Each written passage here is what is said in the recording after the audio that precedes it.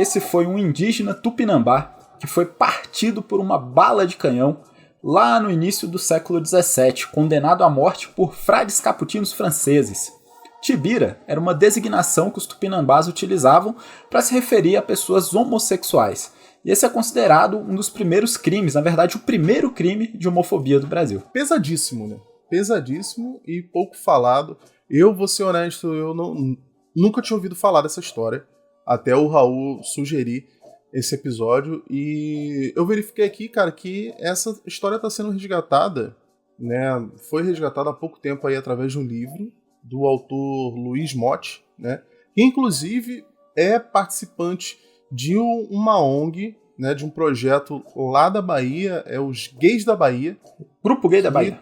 Grupo Gay da Bahia, que justamente traz essa conscientização aí, né? Sobre as perseguições contra a comunidade LGBTQIA+, né? E o caso do Tibira ressalta não só a questão LGBT, mas a questão indígena também, né? Que está sendo muito colocada na pauta do Brasil, que esse resgate é muito importante aí, né? Pois é, nós escolhemos esse tema em referência ao Dia dos Povos Indígenas, que foi no último dia 19 de abril.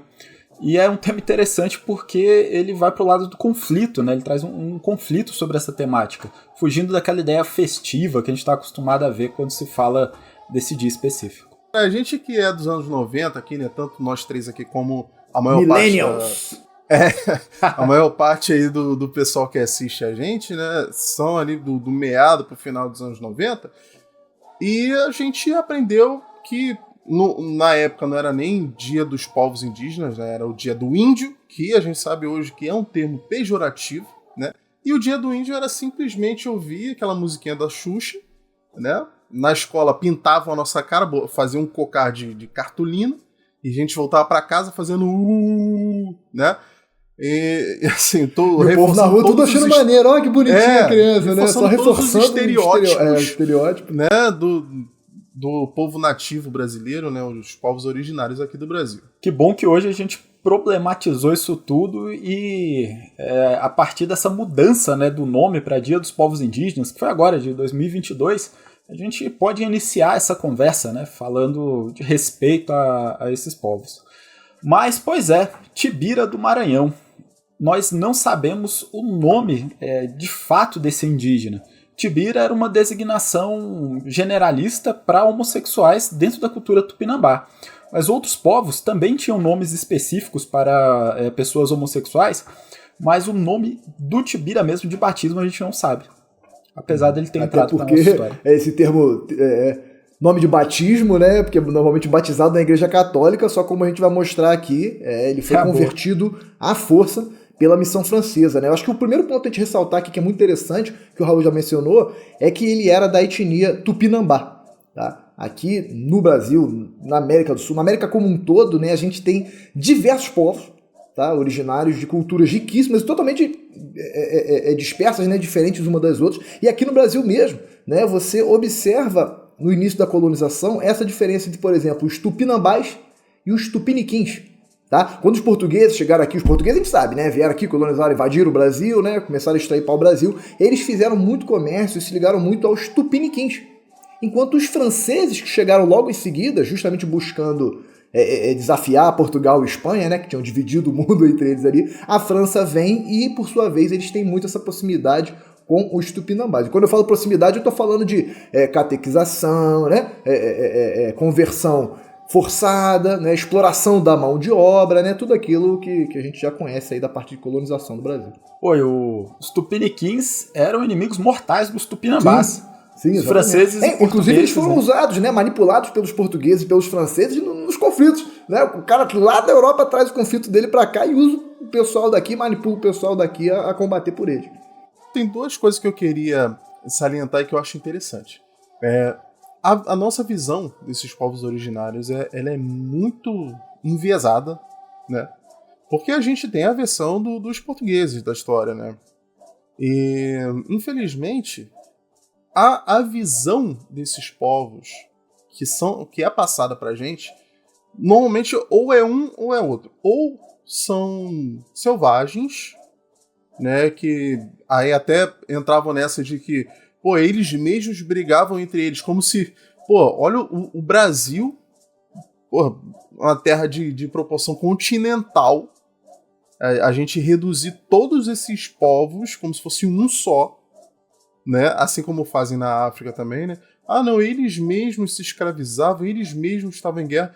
Ah, meu irmão, olha o tamanho da Europa e os caras sempre tiveram em guerra também, né? Mas enfim, tem essa questão, né? Como se eles fossem incivilizados. E tem a outra questão, né? A história do bom selvagem, né?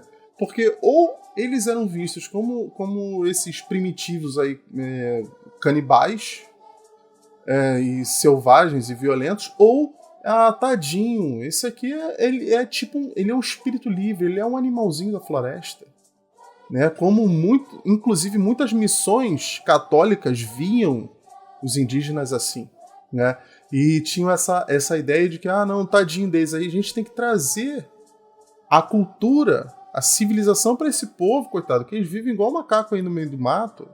Então, assim, seja qual for a visão, as duas são extremamente desrespeitosas, né, com todos esses povos. Então a gente sempre subestimou muito esses povos, infelizmente, por conta dessa visão eurocêntrica, né, como sempre. Antes da gente dar a sequência, eu acho que é legal deixar umas coisas bem claras. A gente não tem registro de outra pessoa que tenha sofrido uma pena tão severa quanto o Tibira sofreu, né, de ser partido ao meio por uma bala de canhão. Não há registros de outra pessoa que tenha sofrido essa pena.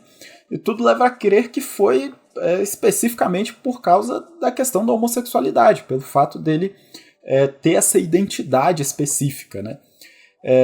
Dentro de um contexto que era uma missão de franceses aqui no Brasil, que estavam no Maranhão. Acho que daqui a pouco a gente esclarece isso um pouco melhor.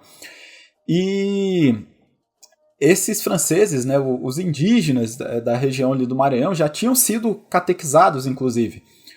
O momento da execução do Tibira, ele é assistido por líderes indígenas locais. Inclusive, há um relato de que foi um desses líderes que botou fogo no pavio do canhão. Então, esse processo de aculturação, de esmagamento mesmo das subjetividades dos povos indígenas, ele estava em processo, e esse episódio é uma amostra disso, na verdade. Eu li esse relato aí de como teria sido o momento da morte dele, em que um chefe indígena, já catequizado, justamente chega para ele e fala, eu vou ter, não a honra, né, mas vou ter essa responsabilidade, essa atribuição de eu mesmo acender ali o canhão, né, porque eu mesmo sou contra essa sua prática, né, e agora você vai ser limpo dos seus pecados e você pode reencarnar como uma mulher se você quiser. Ele fala, né, e logo em seguida o mesmo autor que faz esse relato, descreve esse relato, ele fala em seguida que não é bem assim. Talvez esse indígena, mesmo catequizado, ele tenha entendido errado as ideias de Cristo, né? As ideias da Igreja Católica. Não tem esse negócio de reencarnação. A ideia, na verdade, é limpar ele dos pecados dele, né? Ele ser absolvido e ter a vida eterna. Então, no mesmo relato da mesma pessoa, que é uma infelicidade, né? Como a gente está mostrando, só tem um relato desse cara, ele está falando, o indígena foi lá, o próprio líder indígena já estava contra o Tibira, mas mesmo assim estava fazendo uma interpretação errada daqueles aprendizados que ele teve, né? Então uma coisa realmente muito, muito, muito esquisita ali, né, que estava acontecendo.